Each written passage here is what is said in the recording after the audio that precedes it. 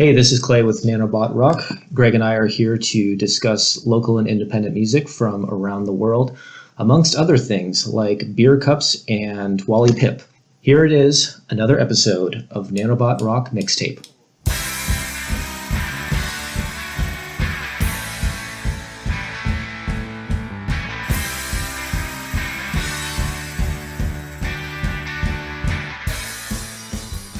Greg, I don't know what you've been doing to keep your mind off of the, I'm just going to call them the after times now. It's the before times and the after times.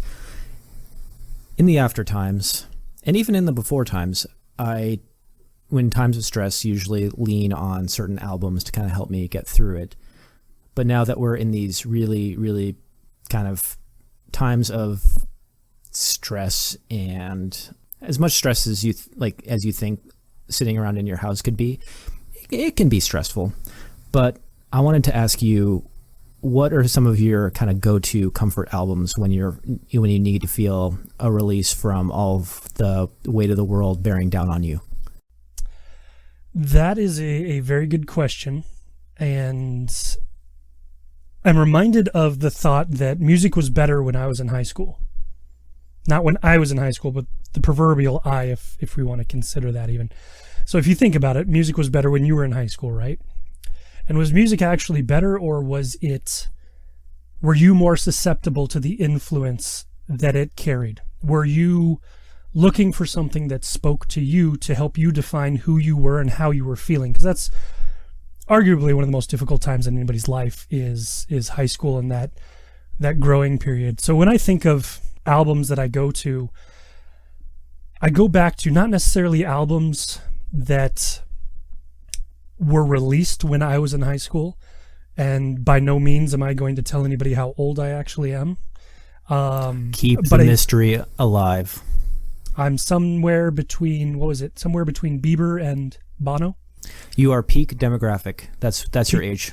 I'm peak demographic, or so the Nielsen ratings tell me. When I think of albums that I go to, I think of albums that I went to then. Albums that helped me to ground my thoughts and myself and help me find a piece of who I am. Off the top of my head, Paul Simon's 1986 album, Graceland. It calms that's me. A good one. It calms me, and it takes me to another place. It has harmonies that I had never, ever, ever experienced before until I listened to this album, and it introduced me to so much in world music and everything else. But there's such a storytelling that happens from this, and it helps really ground me. A more modern version, I would say maybe 1998's Maybe You've Been Brainwashed Too by the New Radicals. I highly recommend people check that out. They came out with one album back in 1998, and they toured extensively, but basically that tour and that album was all based off of the one song that everybody knows, which is You Get What You Give. Yeah, I know that song. Let go. I'm not going to sing in our podcast, even though I just kind of did. The only thing I remember about that whole album was the cover of the dude in his really white shoes. Like, that's the main thing that stuck out with me.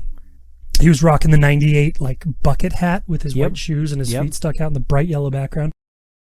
But the album and the songwriting in that, from Greg Alexander, the frontman, and kind of the centerpiece to all of New Radicals, was, to my developing mind, utterly brilliant. And to this day, I can still go back and listen to it.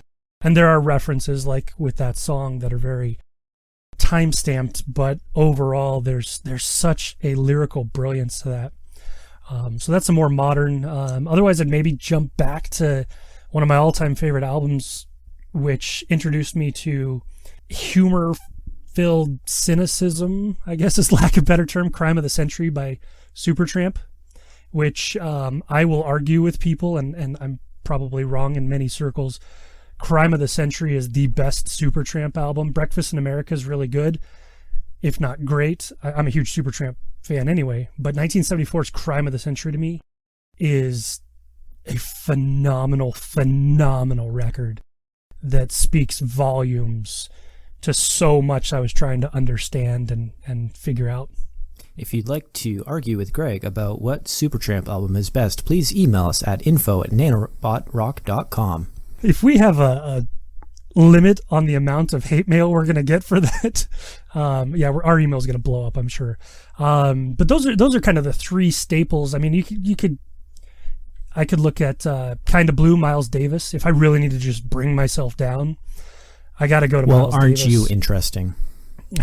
Eclectic. I guess the last one I'll throw out there, Bing and Satchmo, a 1960 collaboration between Bing Crosby and Louis Armstrong.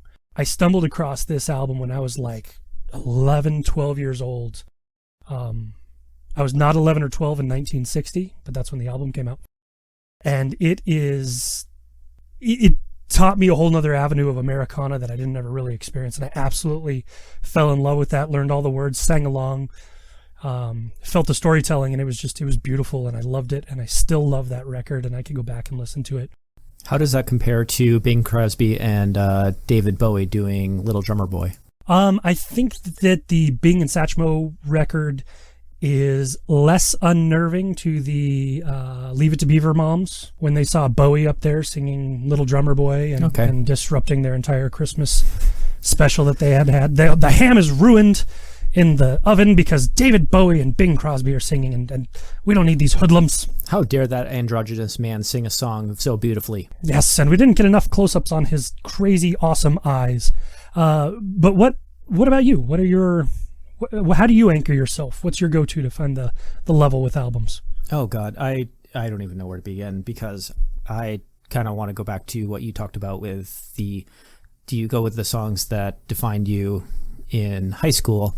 And I got to be honest, I haven't listened to a single record from high school in I don't know how long. And again, I'm not going to, pinpoint my age either, but the music that I was listening to then, and some of this is just the music that you listen to evolves over time and changes. But it's not necessarily the ones that, and maybe I phrased it a little bit different than I intended. What I was really trying to get at was the songs that help anchor me and that give me, the albums that give me comfort but also help de-stress is kind of what I was looking at. So it may not have necessarily been the ones from high school for you, but no, and right now I'm kind of going to things that I have kind of gone to in terms of stress from kind of like a trance or electronic state of mind versus, sometimes I'll tend to rock out, like one of my favorite bands is Local H. And if I were trying to think back to something from the mid 90s, would it be a Local H or a Sponge or somebody like that would kind of get that thing going for me? Because Wax Ecstatic is an amazing album. But the stuff that I've been going to more recently has been kind of that more lush and ambient sound. Like I've been listening to a ton of Hotel by Moby or Blowback by Tricky, because that whole album is top to bottom is just perfect. And with the almost like towards the end of that album, it gets to the track Bury the Evidence, and it just brings everything so tightly packed together. And even like I've found myself going back to Meds by Placebo quite a bit, and that album just, carries, like, it's almost like when you're kind of bummed out that you're stuck inside the house, do you really want to be listening to something that depressing? Yeah, I do. So that's a really interesting point, because with me, Graceland, Crime of the Century, Bing and Satchmo, Kind of Blue, Miles Davis really kind of brings things to a very mellow keel. Another one I might throw in is the 1992 release by Neil Young, Harvest Moon. And the reason I bring that up is when I was much younger and I felt lost and I felt like I was overwhelmed, I used to just put my headphones on in the dark, close my eyes, and listen to Harvest Moon. And depending on my mood, it could bring me to tears, it could move me, it could lull me into this kind of just mellow, meditative state. And it's an incredibly moving record that is beautifully, beautifully orchestrated. But to your records, you're kind of taking an alternate route to that to help find that, I guess, for lack of a better term, the sanity, the mellowness. But it's not mellow per se. It's almost like leaning into the depression in a way, where it's like I'm just really gonna just need that dough super, super thin. And that's what I was going to ask. So is it kind of you just want to overwhelm your senses as you go into these to try and maybe just push out everything else that's going on, that you just get so into it and it gets that pace and those beats, and Meds is up and down, and I absolutely love the record by Placebo. I love Placebo. But as you're listening to these, are you looking to just, like a tidal wave, just be completely consumed by it? Rather than, as you pointed out, my sense is kind of leaning into it. Is that what really works for you?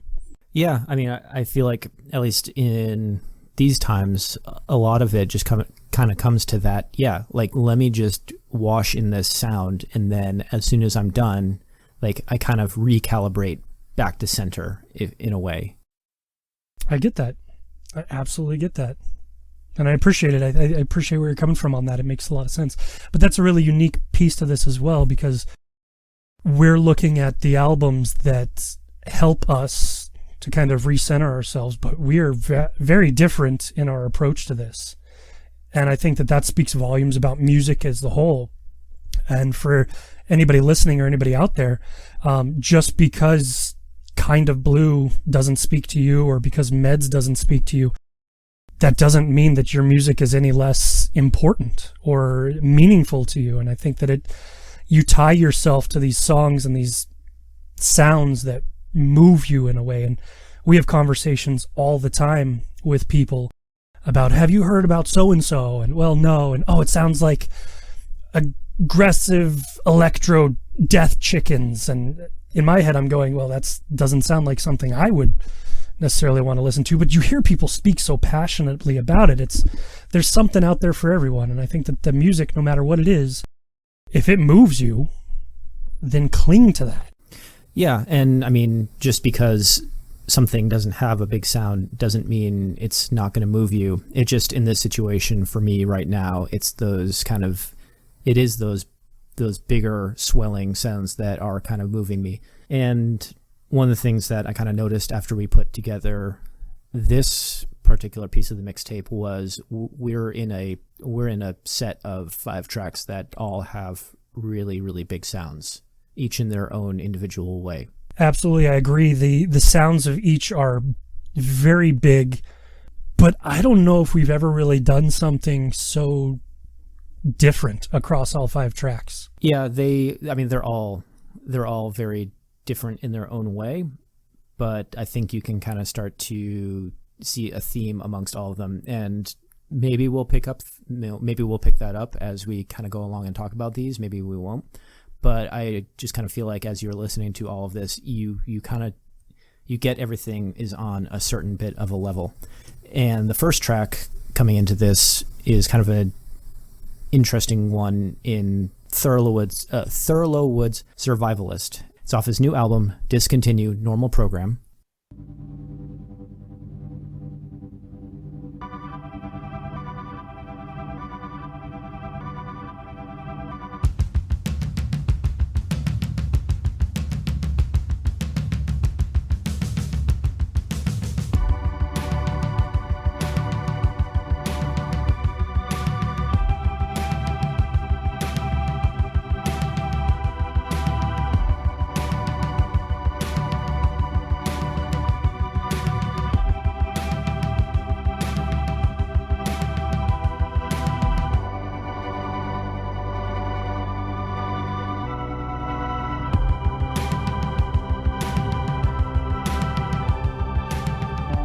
It's the opening track on basically this whole doomsday scenario album about kind of all these things that happened in the past, whether it was the old bunker survivalists, Hiroshima survivors, the false 1983 missile alert, and then the recent Hawaii scare, I think in early 2018, where everyone got text messages that there were incoming ballistic missiles, and this is not a drill.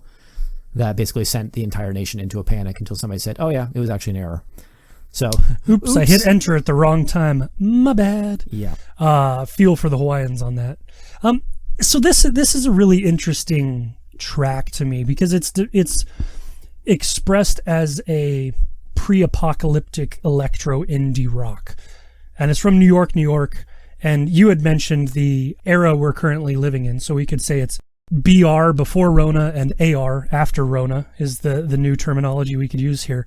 And this is a pre-apocalyptic electro sound that is barely over 3 minutes long, but it has a 50-second intro. And I found it really fascinating when I started to dive into this track, kind of get an idea of where this is coming from, because when someone says, I've got this album, Discontinue normal program, the synth pop nuclear Armageddon mentality that I've put together with this, you start to find out where it came from.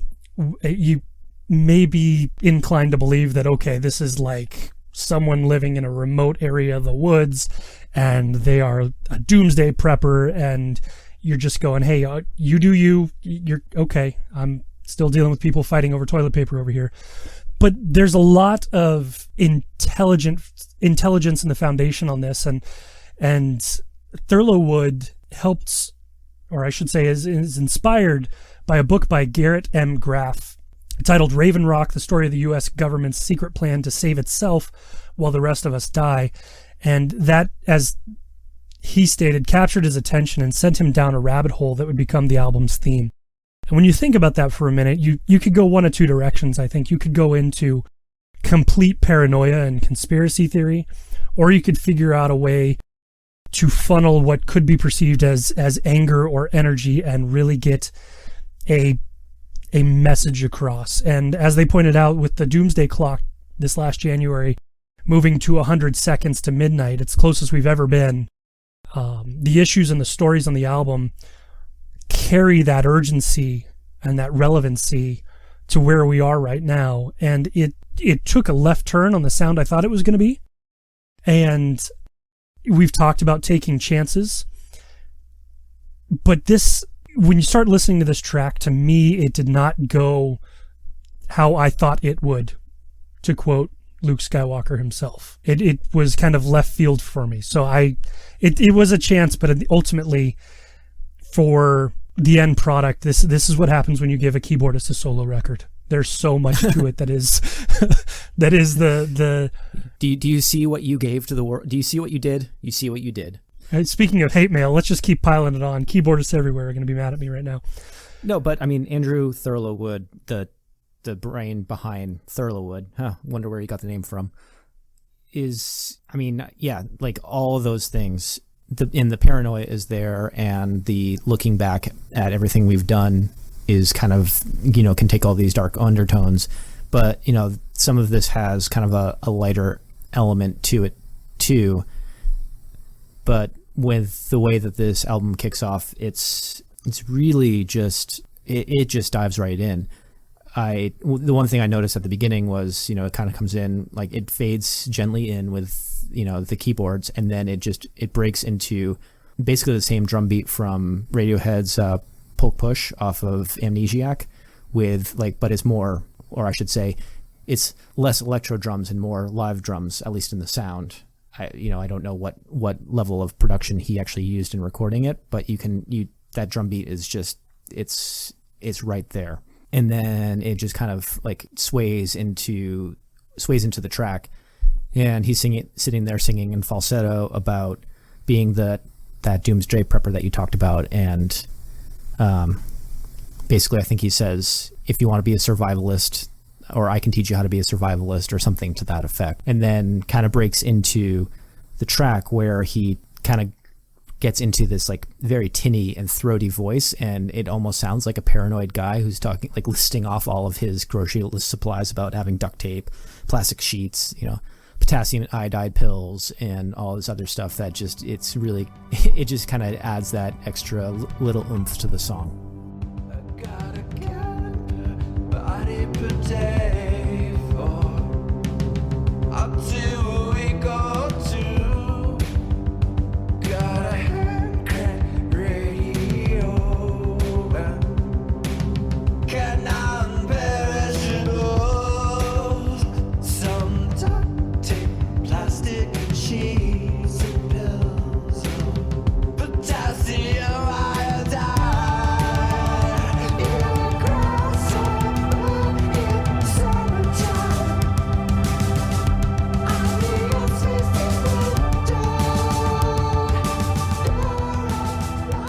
And as the song progresses, that wavering synth paired with the falsetto delivery, to me was less than drawing. I kind of listened to it and thought, okay, where are we going to go with this?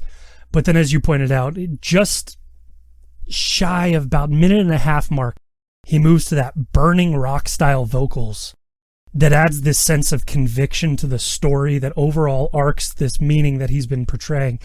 And right when that kicks off, it turns this track into its true form, and that's when I went, okay, I'm in. I'm not going to go live with you in the forest in your doomsday prepping or in your bunker, but I'm in. I'm sold on Thurlowood's Survivalist and Discontinue Normal program, which came out April 10th. I'm on board with. It turned into something that I will say was truly unexpected. When at face value in the beginning, I thought, what are we getting into? But that burning rock style that he belts out vocally, to me, adds an edge that is on point and much needed to make this song a success.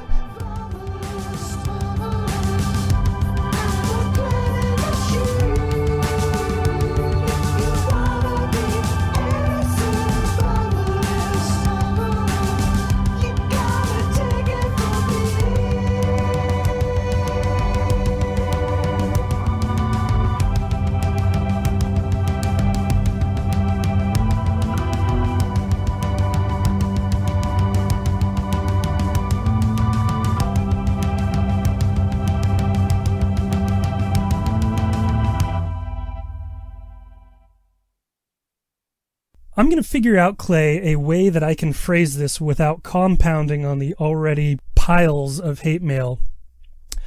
And I mean this sincerely and in all the best ways possible. So please, before you make judgment on me, listen to what I have to say about this. I believe in the music industry, men have it a lot easier vocally than women do.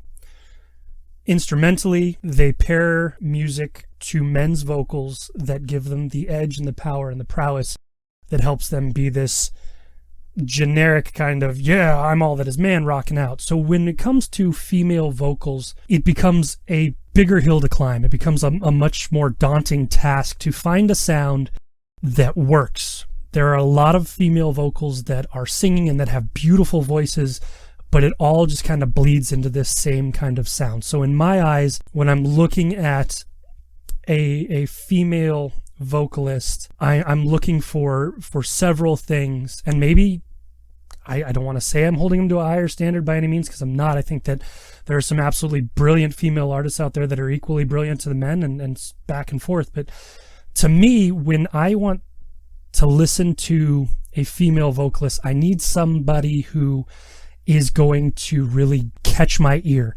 And same with male, absolutely with male. The songwriting, maybe I hold males in a higher standard. I'm not going to dig myself a hole here, but what I'm getting at is, from a female vocal standpoint, the female vocalists who are really good are really, really, really good. And I think that it's something that we need to pay closer attention to. And I know this sounds really, really bad, and I don't mean it like that at all. What I'm getting at is what caught my ear with Annie Hamilton. The Sydney, Australia-based singer-songwriter has her self-titled debut coming out May 1st on Inertia Music. And when this came in, I thought, okay, an individual singer-songwriter releasing their self-titled debut from Sydney, and I hit play on it, and almost immediately her voice just captured me. And I started listening to this song Fade, and it did something to me that I can say we don't get often, especially with male vocals. And I think that that's the last point I'm going to make comparing male to female vocals, because there's brilliant songwriters regardless of male or female, but Fade to me caught me, and I went, okay, I've been looking for a female vocalist who really catches my ear, and I'm sounding like a sleazy record exec here, Clay, so by all means jump in and save me on this. Help me out. Oh, there's no saving you, Greg. I'm sorry. I have to stress, and I'm sorry, I have to stress, I don't mean this in a bad way by any means, and it may be coming across bad, and I sincerely don't mean it that way. It's just I don't know how you dig yourself out of something like, well, when I look at female vocalists, then I hold them to this standard versus male vocalists. Like I hold them at that standard. Like there's going to be a really difficult time that you are going to keep an audience and make them understand that. But I get where you're coming from. That I think I really kind of wanted you to go in the direction of like, here's my checklist. Like, all right, so when there's a male frontman here, like this is what checks the boxes for me, versus a female vocalist. Here are the things that check the box for me. You know what I mean? That is exactly what I'm trying to say. And I guess the best way to phrase it is, I hold all musicians to the same standard for me personally. Be good at what you do. Believe in what you do. Be passionate about what you do.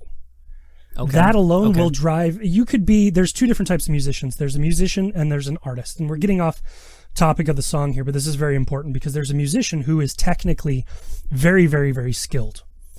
They can play any song on the guitar just by hearing it. They can do whatever. It's whatever. It plays out and it's fine. Then there's an artist. And I guess the difference here is if you listen to someone cover David Gilmour or you listen to David Gilmour, there is a stark difference. The cover is a musician.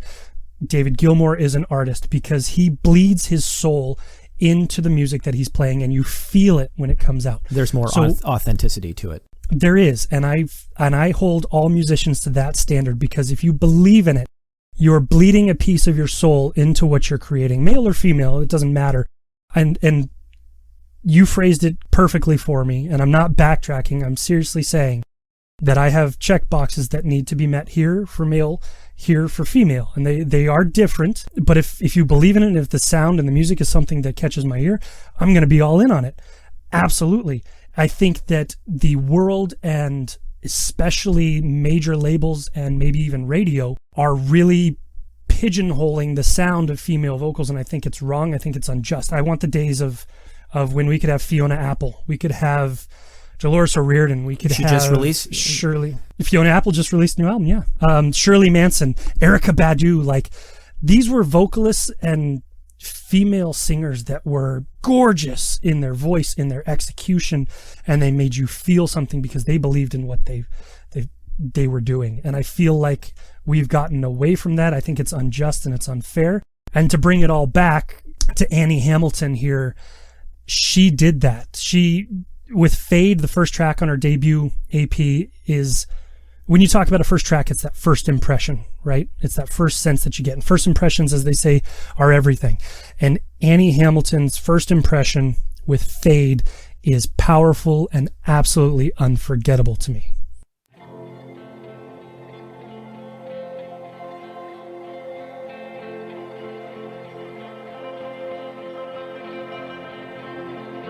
They say that it will fade, but I'm still waiting. Line the hillsides, make me safe again. I'm less myself than I've been in days, and this time is different, make me safe again.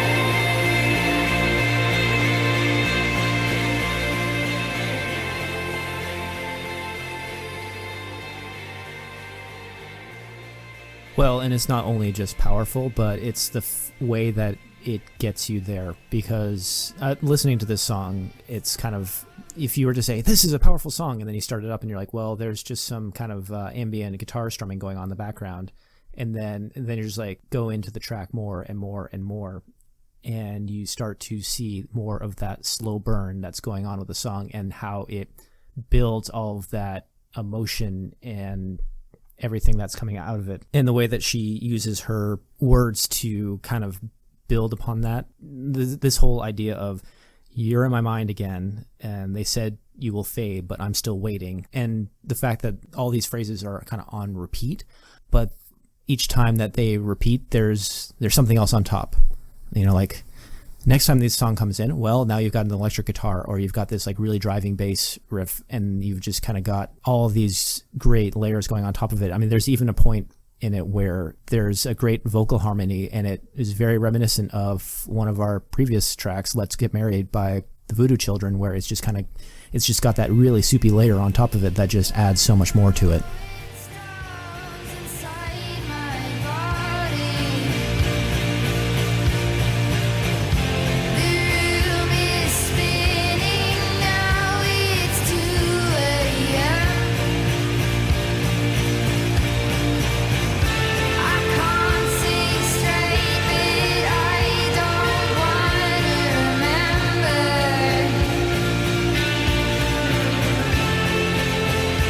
You're in my mind again.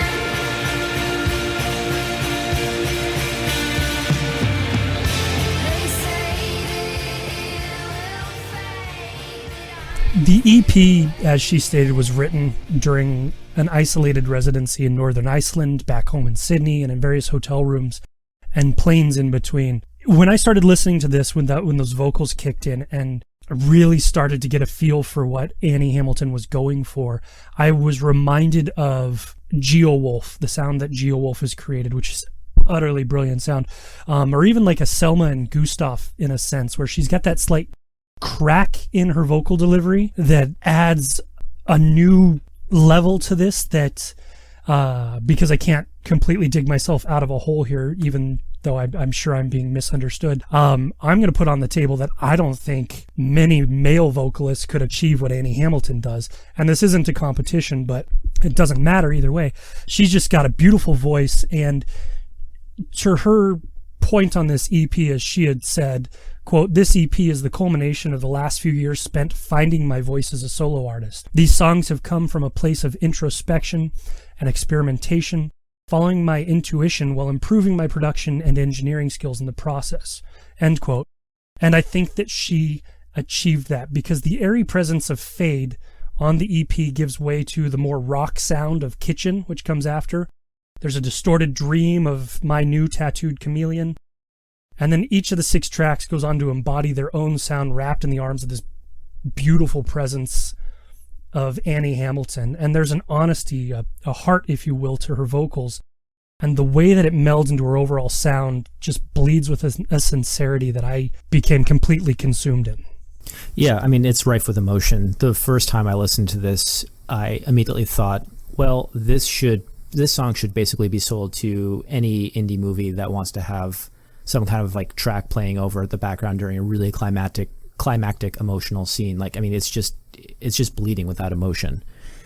Can we get Zach Braff on the phone? Does anybody have Zach Braff's number? No. that would be the first one I would go to. Well, kind of going back to that idea of, you know, the right song for the right person, or, you know, the authentic thing. I was actually just reading an article recently about the release of Britney Spears' debut album. And Hit Me Baby One More Time? Thank you. Yeah. If that was the name of the album, I'm sure we'll get letters about that one more than we will about anything else. But the writer went on to say, like, the person who wrote Baby One More Time for her, like, originally tried to sell the song to TLC, and they didn't take it. So, and that was basically, yeah. So Greg just made a face, as I'm sure many other people just did. But it's kind of like one of those things of, imagine TLC trying to sing that song versus her. And it's just kind of like, it goes back to that idea of right song for the right person. And I think that, to stress that point, right song for the right person is meant for, in the end, the listener more so than it is for the person performing it. And I think that that's important as well, is that the people that are going to latch on to the music, to the point of this being in a indie love story, in a climactic scene, it's the listener ultimately that latches onto it, but it also boils down to the right person executing it. Back to my Selma and Gustav reference, it really is the right song for the right person. Selma and Gustav released In the Water, which is a cover of a Noel Gallagher song from Noel Gallagher's High Flying Birds, and Selma and Gustav made that their own. And that was a cover, but Annie Hamilton's Fade is completely her doing, and credit where credit's due. It's fantastic.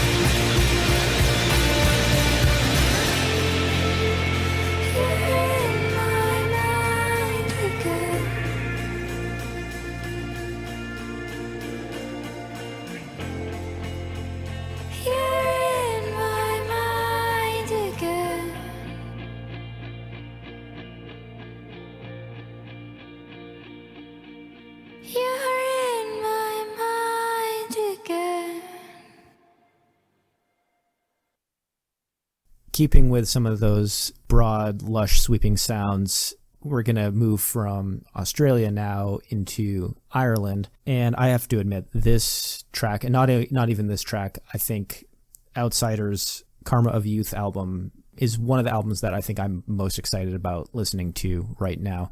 I mean, this guy has got so much going on in these songs, and they're these great early 80s influenced power pop kind of ballads with, you know, all the strut and swagger of Bruce Springsteen, but then you kind of layer in all of these like metaphysical and spiritual philosophical concepts that he's trying to get in all these songs. It was kind of like someone said, hey, Outsider, you should really think about, you know, going simple with this power pop. And he's like, nah, I'm going to actually like really throw some heavy ideas at you. And I mean, even in the idea of this album, The Karma of Youth, the main thing he Outsider, who his real name, and I'm going to butcher it because of my Americanism, is Sean O'Cochran. He talks about the idea of Karma of the Youth is from this idea of the return of Saturn. And I don't know how much you know about like what the return of Saturn is. It's kind of like when you get to this age of usually around like 27 to 29, from astrological terms, it's that Saturn was in a certain position when you were born, and then after 27 to 29 years, it's back to that same position in your astrological chart. And you kind of have these profound ideas about like self-reflection and who you are as an individual. Unofficially, it's like supposed to be the age that you become an adult, is like your, you know, like your brain is fully formed now, and you actually like have really adult thoughts in your brain.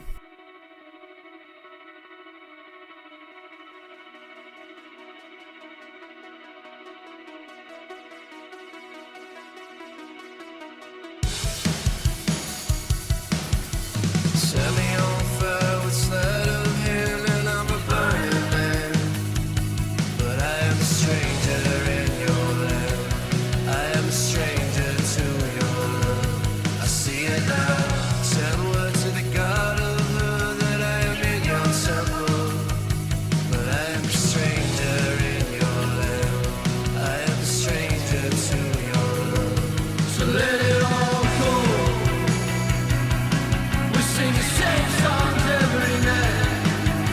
So let me come on over, put my heart on your shoulder. Got a bedside brother tonight. We're going to kill it, yeah. Let me come on over, put my heart on your Karma of Youth is the debut album from Outsider. It was released April 17th via OK Good Records and Pius.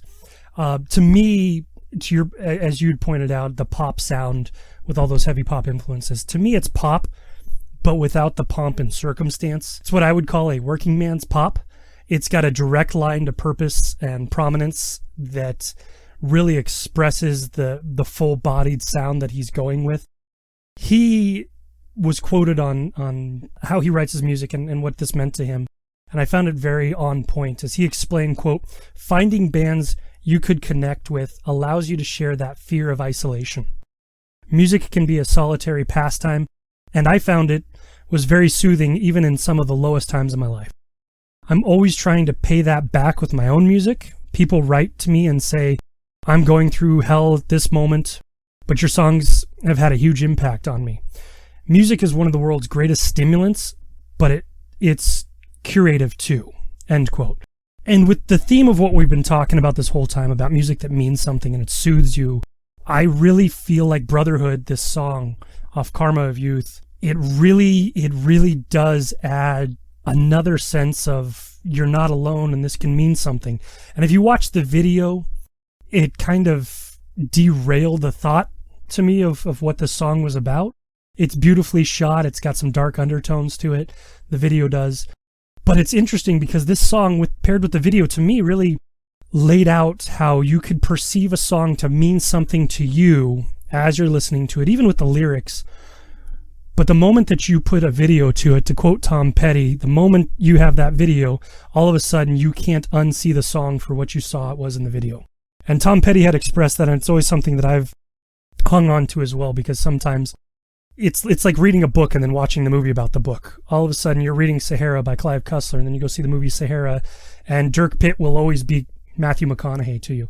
You can't unsee that. So definitely check out Brotherhood, the song, before you go into the video, and let it sink in and let it create that imagery in your own head. And it did it to me, and I absolutely love that working man's pop that he's created.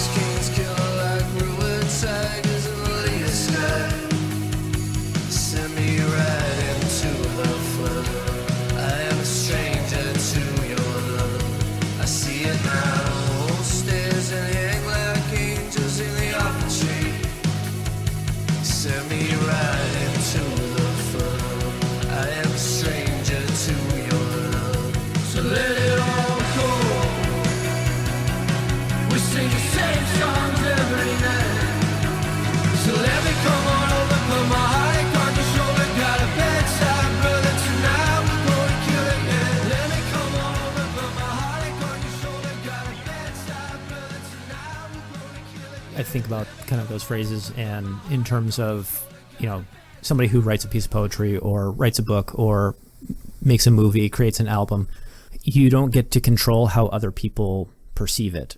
But I think in this case, he's right, where he's creating that level of connection with people in this working class type of environment, and this type of pop really speaks to that, from just the way that the drums kind of just have that, that deep pop to them. And he comes in with his kind of like the more sonorous type of voice, and, saying all these things like, let it all go, and we sing the same songs every night. Like, it's just kind of this collective feeling of a group, of enjoying things together. It's kind of like the same way I think of a lot of the Hold Steady songs, like where it's all about just kind of that community feel, and yes, the song is called Brotherhood, and there's the themes of Cain and Abel in there as well. But like thinking of the line, let me come on over, put my heartache on your shoulder. Got a bad side, brother. Tonight we're gonna kill it, yeah. Like he's got something going on inside him, and he needs, human connection to kind of work through it. I know you kind of alluded to it earlier. Like, there's a lot of that early 80s alternative feel to this. I mean, you can just tell listening to the track how much it's defined by, we talked about Springsteen and all of that, but just listening to the song, you can, in all of the underground of it, you can hear The Cure, you can hear Depeche Mode, you can hear Joy Division. Like, they're all in there as well with him in the songs. Like, even if you look at the album cover, it just, to me, like, it screams like Ministry with Sympathy, or Concrete Blonde's Bloodletting with the Flowers. Like, it's just, that theme is already there. It is, and I think that the execution of this track is very much like how you could have, I guess to your reference of the 80s, The Cure, and we've referenced Springsteen multiple times with this, just kind of in that grand pace and presence. But it's almost like you are at a record store with someone who appears to be a completely different walk of life from you, and all of a sudden you find yourself trying to dive in the same bin as they are, and there's that connection, and all of a sudden you find a, forgive the lack of better term, but the brotherhood or sisterhood of having someone who does not look like you but feels like you. And I feel like this wraps its arms around that. I have to say that during this whole thing, like, he told a really, really compelling story to me. And in listening to Karma of Youth, which came out on April 17th, and listening to Brotherhood, like, there's a lot of just great lyrics to sink your teeth into. I have to say, listening to this, listening to Outsider, that lyrical songwriting mastery is alive and well, and it's in the heart of Ireland right now.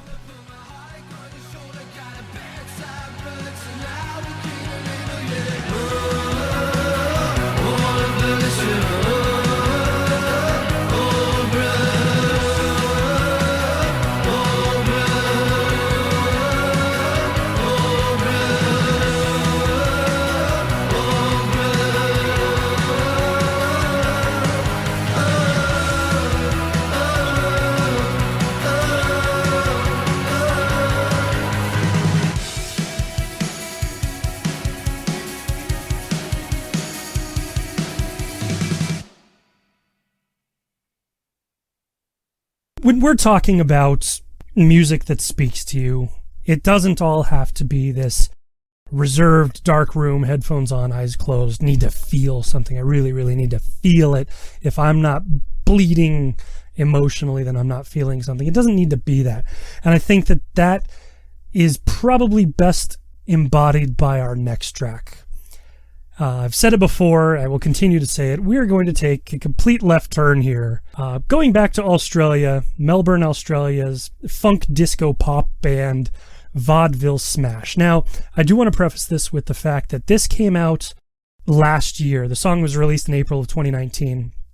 I have been listening to this single track maybe for about a year right now, and I never grow tired of this song.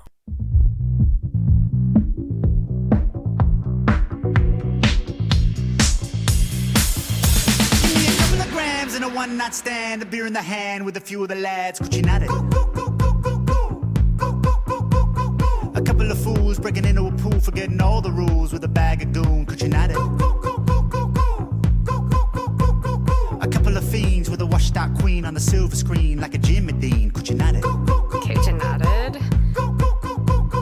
A couple of girls on top of the world with a pocket of pearls they'll never tell, Cucinated. Excuse me, what does it even mean? In 1952, impulse were Adelaide. The boats arrived, so the organized crime and the billion bricks were laid. They got a Catholic education, some joined a cover band. Fettuccine for brunch and a 5-course lunch while the Duggars ate from cans. You see the I'm actually glad you brought that up, because when I was listening to this, one of the thoughts that I had was, and we'll get into all the details behind this, but after listening to this for a few times, my first thought was, yeah, this is really catchy, but, you know, is it bleeding into this dangerous novelty act territory? You have not listened to their song Zinedine Zidane then. But that's a whole nother track. I have not. It lists off all of the soccer greats. So in our household, it is a very, very common theme to be listening to. Vaudeville Smash embodies this constant energy and party. The song we're talking about is Cucinated, and Vaudeville Smash is made up of 3 brothers and 2 friends. As they point out, no Australian band sounds like them. They are an explosion of sound and vibrant colors, and they are an audible dance floor for wherever you are. I would argue that you'd be hard-pressed to find absolutely anybody that sounds like these guys. The song in its theme is more than just a catchy, let's play it on the radio and sell a bunch of singles, because there is a theme and there is a story to this song that actually, if you really pay attention and you really listen to it, it starts to build, and you understand that the song is, on the surface, a funk disco anthem, but it's about being an immigrant, and it's about how the families, basically, they moved from Italy, where they came from when they were really young. 2 of the 3 brothers were born in Italy. And basically what happened is as they phrased it in an interview, with Hi-Fi Way in May of 2019. The song is about Adelaide, which is a town in South Australia, or city, not a town. But it's about being an immigrant and how when the Italians moved to Australia, they were there for so long that their Italian got worse and their English didn't get any better. So they took words like kitchen in Italian and they just added TED on the end of it. I mean, he literally sings that line, but they make their own words. And I had tons of friends that I grew up with in high school that Spanish was their first language, and they had this kind of English-Spanish fusion where they had words that weren't quite Spanish but weren't quite English, and they just kind of had these words that you make up. And I think that's a beautiful piece of the immigration story, is that you make it your own, but you never let go completely of your roots. And I think that there's something to be gained in that. And I think that this is an anthem to that I want to play loud, and I want to play it on repeat. And you'll be singing cuckoo, cuckoo, cuckoo in no time. Yeah, it's incredibly catchy, and one of the things that makes it that way, aside from kind of those funk riffs that you talk about, and then they break into like the pure disco chorus, is when they're doing the verses, that those kind of the lyrical playing that he's doing, just kind of goes in line with the beat, and it just kind of creates this really, really cool percussive statement at the beginning of each verse. Cucinated. When you find the ceiling on the floor, Cucinated. When you find you're reeling at the door, Cucinated. Everybody shouting out for more, Cucinated. When you start to feel it on the dance floor, yeah. When you find the ceiling on the floor, Cucinated. When you find you're reeling at the door, Cucinated. Everybody shouting out for more. Start to feel it on the dance floor, yeah.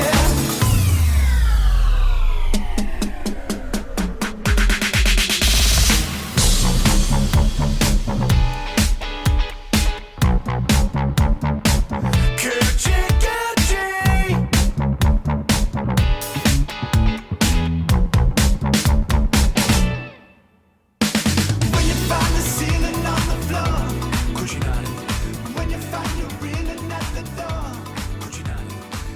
Adding into the mix of it all is that bubble-headed, is it even really a word that they throw into? They're making fun of themselves at the same time, and to me, it's the song equivalent to going back and watching the movies you loved as a kid, but you watch them as adults and you find all these adult subtleties that you were oblivious to when you were a kid, and there's so much more to it. Well, and they're almost like in a way breaking the fourth wall in an audio level. And to me, that was kind of like started to really kind of get into that, like, hey, are we kind of getting into novelty act zone?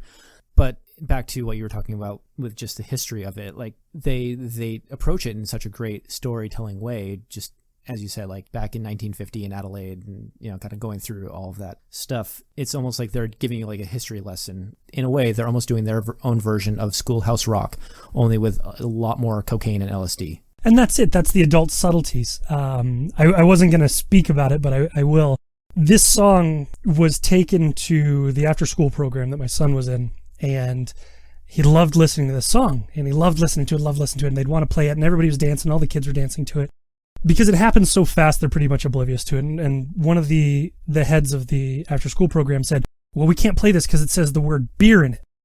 But if you listen to the lyrics of this song, I think beer is the least of the worries in everything that they're conveying when they're talking about No. The school program is totally fine with trans and with blow or grams. With a couple of grams and a one-night stand, because that's fine. But you said beer, get out.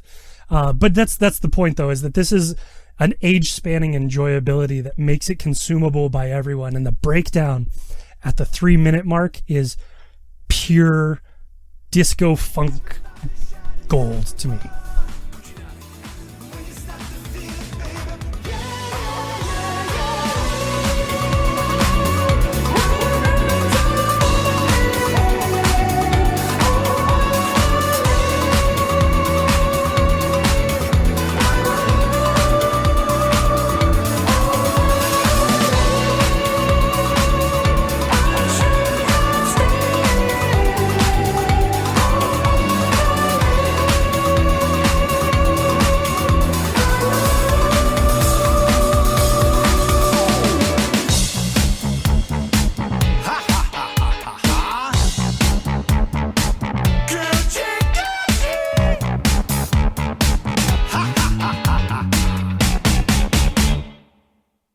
right, Greg, now it's time for a hard right. Now we're going to go hard right. We went left, we're going to go hard right. We're going to bob and weave our way through this rest of this podcast. Bob and weave, duck, dive. I've got enough, I'm sure, punches coming at me right now and hate mail that I'm going to duck and weave, float like a butterfly, and apologize like a bee, right? That's what I'm supposed to do. The last song on this episode is a Boise, Idaho artist, Lete, who coins herself as a neo-indie folk singer-songwriter. She released her debut full-length Eternal Hibernation in March of 2020. And personally, there's kind of this heartbreak, because I know I've seen her performing here locally and getting out on social media, and she had a huge build up to this record and everything. This record was to come out March 27th, 2020. It did. But the point in that is the Friday of Treefort. This was to go hand in hand with an in-store performance at the local record exchange. And it was to be an album release / Treefort live show. And because of the situation we're in, her debut full-length album, Eternal Hibernation, was basically thrown into the universe of social media and online presence without a real physical release that one would hope. So a lack of fanfare, if you will, just kind of thrown into the void. And it happens. There's circumstances that happen with musicians all the time, and it's never easy. With Eternal Hibernation and with Lete's records, it almost hurts even more when you start to listen to Footsteps, which is the song we're talking about, the first single from her record, and you start to get a feel for her musicianship, and it goes back to that voice that the moment it starts, it snags your attention and you just go, I'm all ears, I'm listening. Well, that's why we're here, Greg. We're here to help people out. You know, that's why we started this, right? We're here to help the voice of anybody who's coming in under the radar or kind of shouting into the void to get some of it out.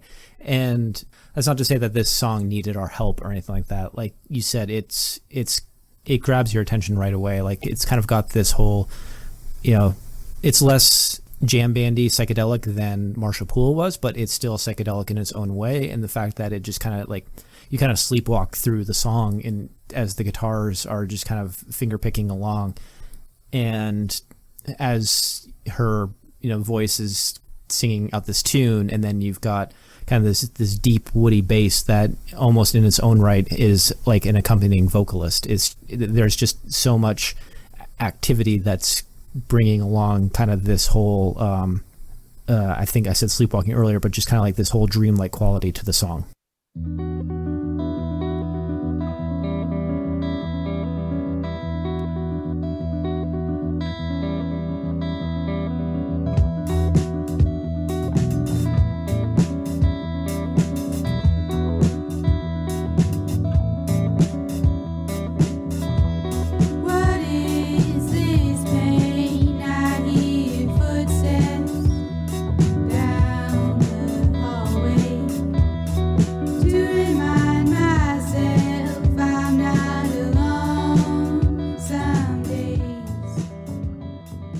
Sleepwalking is a perfect way to try and understand this track.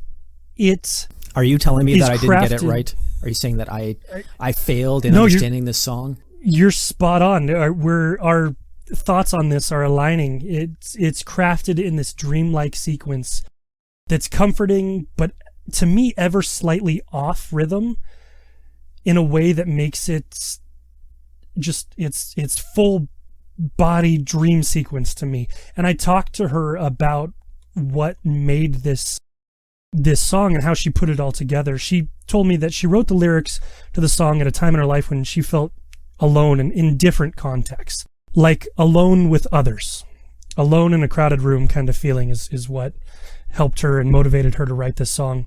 She was at her parents' house alone doing laundry, and she thought she heard footsteps down the hallway. And she sings, I spent too many days locked inside my brain thinking I'm not connected to anyone when it doesn't work that way.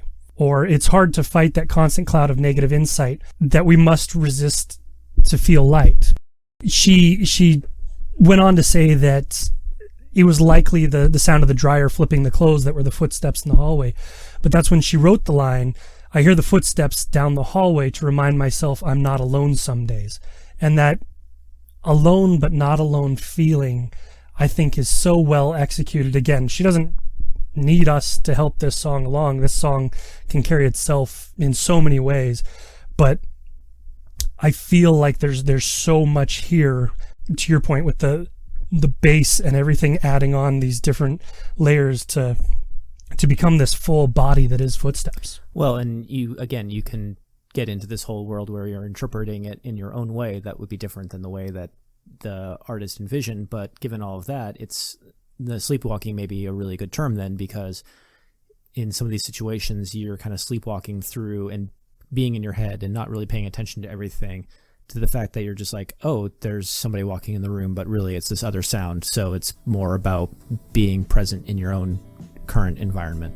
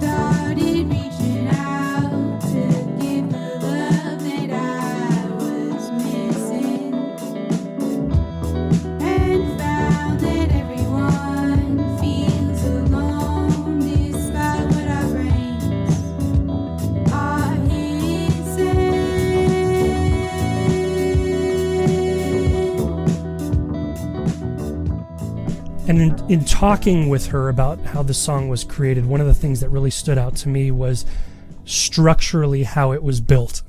I asked her to help me understand the instrument side of this, and she had told me that she started out with just the guitar part. Then she added the vocals and the melody to that. Then they went into the studio. So she's going into the studios with the vocals, the melody, and the guitar part.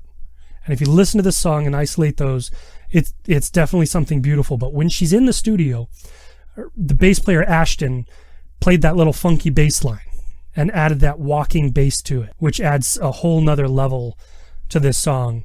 And then the drummer Gavin came in and added the drum track to that.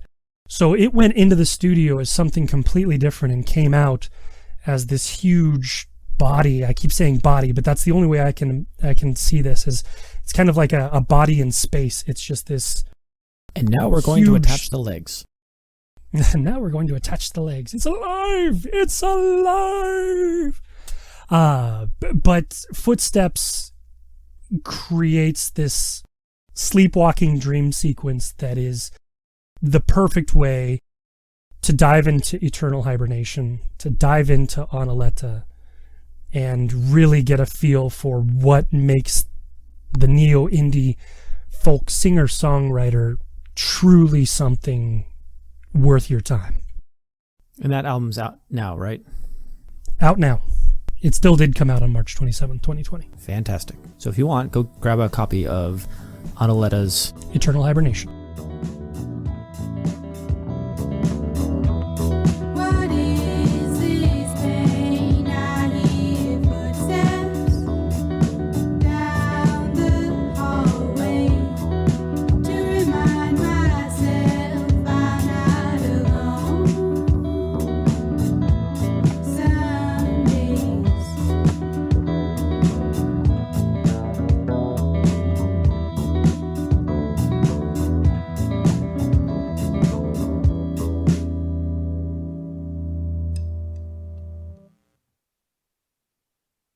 Thank you for listening and hanging out with us today. We really appreciate your time and hanging out and listening to us. Thank you for listening to us kind of sleepwalk through a little bit of this, maybe fall into a couple of holes that we dug ourselves into and then we're able to dig ourselves out of. I think we definitely went on a bit of a journey with this one, and very grateful for you all to have come along on it with us. As always, we'll have our show notes on at nanobotrock.com, and you can find the podcast on nanobotrock.com as well as Spotify, iTunes, and we're now on YouTube thanks to all of Greg's hard work this weekend. So go listen there and send us your hate mail at info@nanobotrock.com, or tell us all the great things that we're doing as well. We would love some love mail too, not just hate mail. But go listen to some local or independent music. Support the local or independent music. Find something that means something to you, because that's what is important. If it moves you, it's meaningful. Thank you for listening. We will be back soon. Love is our Take care of emotional yourself. currency.